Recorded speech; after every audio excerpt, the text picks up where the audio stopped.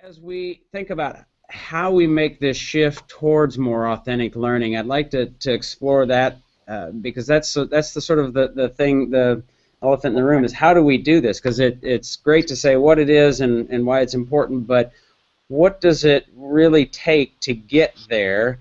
And if we could, I guess Ted, I'm gonna ask you if you don't mind, since you're the closest to the classroom, you're in the classroom at this point. From a training perspective, as you've gotten deep into authentic learning and project-based learning, what kind of training do you see as being really super necessary in getting teachers where they need to be able to do project-based learning or authentic learning?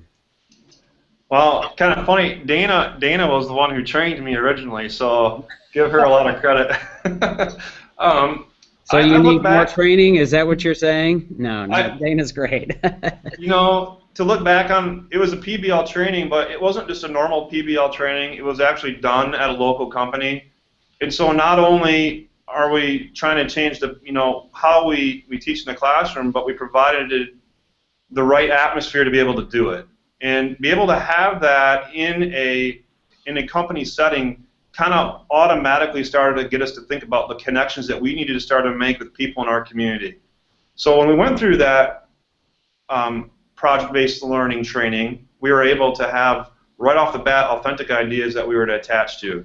And I think ever since then, developing relationships in meaningful ways where we're putting community leaders and we're putting teachers in the same room at the same place at the same time, I think is really important.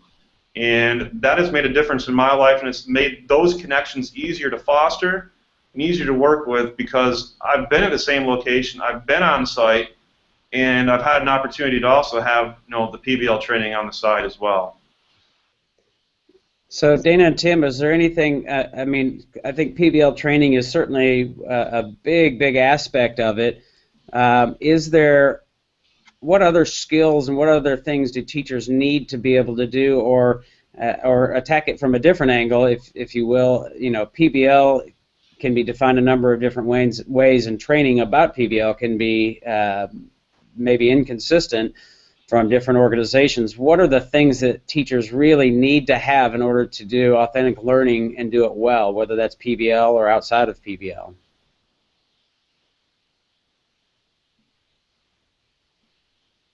And Tim and I are like, okay, who's going to talk first?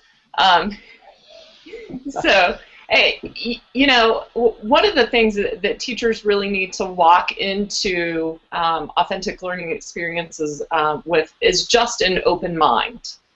Because we, as teachers, have a tendency to teach in the exact same way in which we were taught, which we obviously know is no longer meeting the needs of all of our students. So walking in with that open mind is one of those first things that we're going to have to do.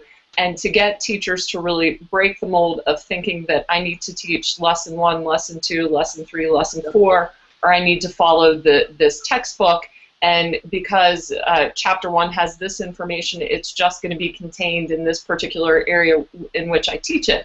And really, for me, my aha moment came just from a simple class discussion that I was having with my students, and they said, Mrs. Lauer, wouldn't it be great if we could do this? And I said, yeah, that'd be great, but you know what? We have an AP exam that we have to get ready for in May, and we can't do that. And they, they just really browbeat me until I finally said, okay, let's go ahead, let's try it. And over the next, literally the next month, I sat back and I did a lot of watching and a lot of learning from them. And what I learned was that just because I had developed these specific units, they were drawing the information together from the various units and making meaning out of it. And their end product was something that they will certainly never forget. And by the time they took their AP exam, they said, hey, that was such a breeze, Mrs. Lauer, because we learned all of this stuff in that real-world context, and it had meaning for us. So when we had to take the test, we knew all of that.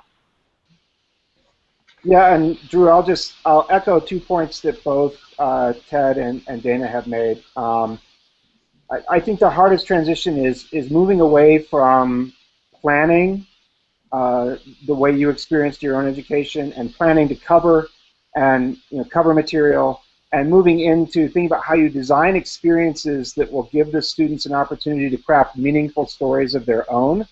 And I'll say that phrase again: design experiences that give students an opportunity to craft meaningful stories of their own. Because I heard Ted's powerful story at the beginning about his football student, and it was the moment that the kid had their own story to tell, that they set new goals, they probably set higher goals, but also that they really begin to internalize the learning. And so long as the teacher is the architect of the story through their lesson planning, they're taking away that incredibly important element of effective projects, which is not just giving kids a choice between different lesson plan options, but is really giving them a voice to tell their own story with the learning that they're doing, to help them figure out the path that they want to move on. So I think you've got to let go of that sense that I have to plan what will happen for the students, and start thinking about how can I design things where the students will be able to author their own story about their learning.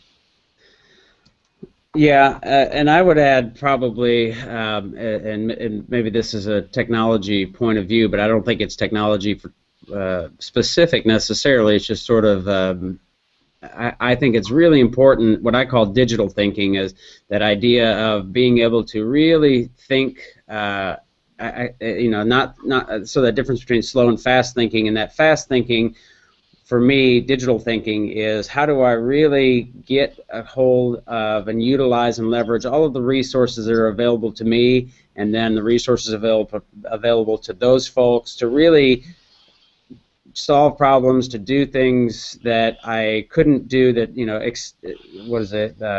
beyond my grasp. So one of the things that as we see teachers working, are they able to really sort of think not outside the box, but outside of their classroom, and using parents and using business folks, using Google Hangouts and other folks who are really more than happy to participate and make that connection. So I think that's one of the things for me that stands out, is something that you can do PBL, you can do authentic learning, but to do it really well, I think that is a big part of it as well. So